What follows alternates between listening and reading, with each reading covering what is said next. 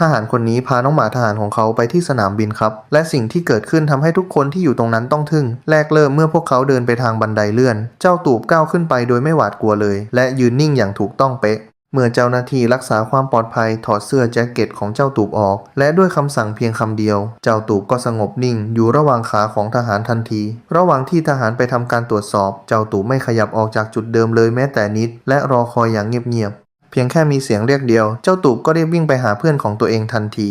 ผู้โดยสารในเครื่องบินต่างยิ้มให้เมื่อเห็นเจ้าตูบลูกเรือก็ต้อนรับความกล้าหาญของเจ้าตูบอย่างอบอุ่นและเจ้าตูบก็นั่งเงียบๆอยู่ข้างๆทหารตลอดทางจนกระทั่งเมื่อทหารเข้าห้องน้ำเจ้าตูบก็ยืนเฝ้าอยู่หน้าประตูคอยดูแลความปลอดภัยให้เจ้าตูบไม่ใช่แค่สุนัขธรรมดาแต่คือเพื่อนแท้ของทหารคนนี้ครับ